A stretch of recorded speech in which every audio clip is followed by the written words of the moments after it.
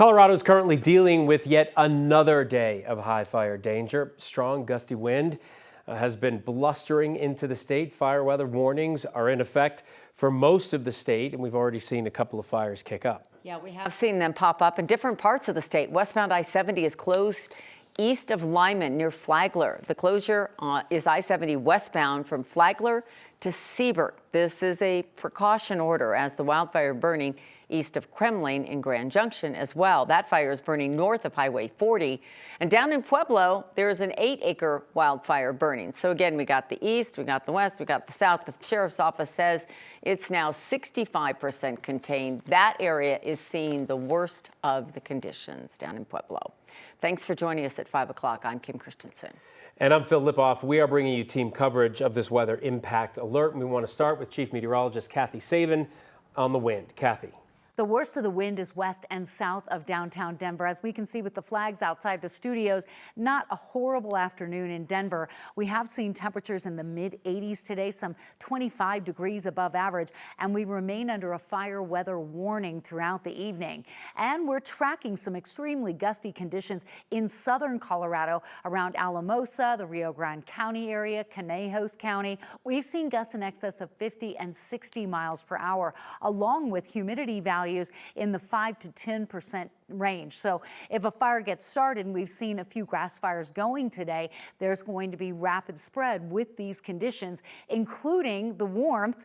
But how about how dry it is out there? And now the wind seems to be increasing again across Loveland Pass, Berthoud Pass, and Walden. We'll see some reprieve after sunset, and then the winds will pick back up again over elevated terrain, kind of along the spine of the Continental Divide as we move into the afternoon tomorrow. That fire weather warning out for the Front Range until midnight. Many areas will go back under that warning again tomorrow, with the area outlined in orange, particularly dangerous situation as we're seeing humidity values to 4% and the worst of the wind in this area over extremely dry land. So we have relief coming. Center of circulation, low pressure northwest of Salt Lake City. We'll start to see the cooling trend tomorrow, but it's going to be a day or two before we get that rain here in Denver. Mountains could see snow in the next 24 hours. So I'm going to have timing and impact of all of that coming up. The highest fire danger is down in southwestern Colorado. That's where Excel cut power to Alamosa, Conejos, Castillo, and Rio Grande counties. Excel said the outages would impact more than 7,000 customers. So far, the shutoffs have not had a big impact in the state. Right now, there are 20 reported outages in the state, impacting more than 400 customers. Xcel is offering rebates to customers living with medical devices who are affected by these planned power shutoffs. The company will give up to $10,000 in rebates that go toward a backup battery system. To qualify, you must be an Xcel customer, be enrolled in the medical certificate program, and live in a high wildfire risk area. We want to get right out to meteorologist Corey Reppenhagen, who's outside with more on the fire conditions that we're dealing with in the state all over right now. Corey? Well, we have got what we call fire weather out here. So the fire danger is already high every day because of the weather conditions, but the day-to-day weather changes the actual fire behavior. So we have warm, dry, windy conditions. As far as the wind, you might not consider it to be too strong, but 30 to 40 mile per hour winds, that is all that's needed to make a fire have extreme fire behavior, and we are seeing those 30 to 40, even 50 mile per hour winds across the state. So that's fire weather. There's one more metric that we use to forecast fire behavior, and that's something called fuel moisture. So how much water is inside the vegetation that a fire might consume as fuel. And wildfire meteorologists measure all kinds of stuff. They start with the small dead fuels like these branches, stuff that might just be laying across the ground. We are seeing near record levels of fuel moisture in these dead fuels. But what really concerns me is they also measure things like live fuels, standing live trees, and that's where you start to get into your wildfire type danger. And they measured a lodgepole pine out by Rampart Range Reservoir, and that came back with a fuel moisture that is in the 20 percentile for fuel moisture. So that means that only 20% of the days through history will represent the type of fuel moisture that we're seeing now. So the good news is it's come up a little bit since the end of March, and also a little bit of good news to come. We expect those fuel moisture levels, they're forecast to rise substantially with the cooler weather pattern that's coming up, and hopefully also a wet weather pattern as well. I'm meteorologist Corey Reppenhagen for the 9 News Weather Impact Team. Okay, thanks, Corey. It's going to be a long season. A man who was freed after being convicted of killing a baby in 1998 could be paid nearly $2 million for the time he spent in prison. But it's not a sure thing that Stephen Martinez will qualify for compensation under a state law for people who are wrongfully convicted. Whether that happens depends on a very particular finding that Martinez is actually innocent. Kevin Vaughn from 9 News Investigates breaks down what's at stake here.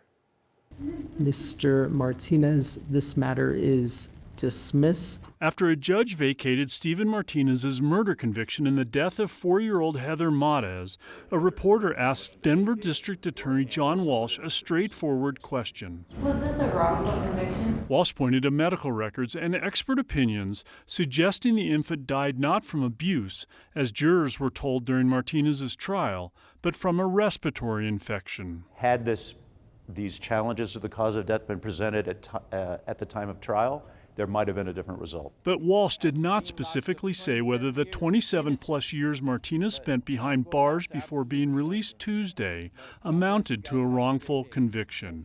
Martinez had admitted to shaking the baby and banging her head on a crib, which defense experts now assert was a false confession. Other experts said the child's skull fracture could have happened in a fall 2 weeks earlier.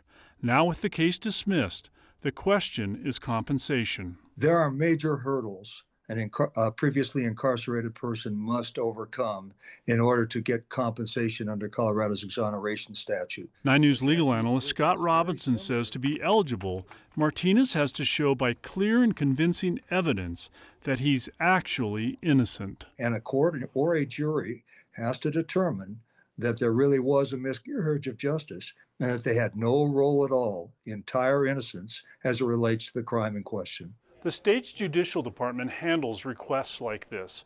Once a request is filed, it'll be up to the Colorado Attorney General's office to represent the state. For that reason, a spokesman there told us today nobody could talk to us about Stephen Martinez's case.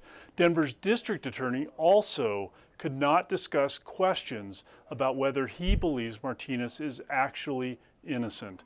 And the Corey Wise Innocence Project, which worked on Martinez's behalf, could not be reached today. Reporting in the newsroom, Kevin Vaughn, 9 News.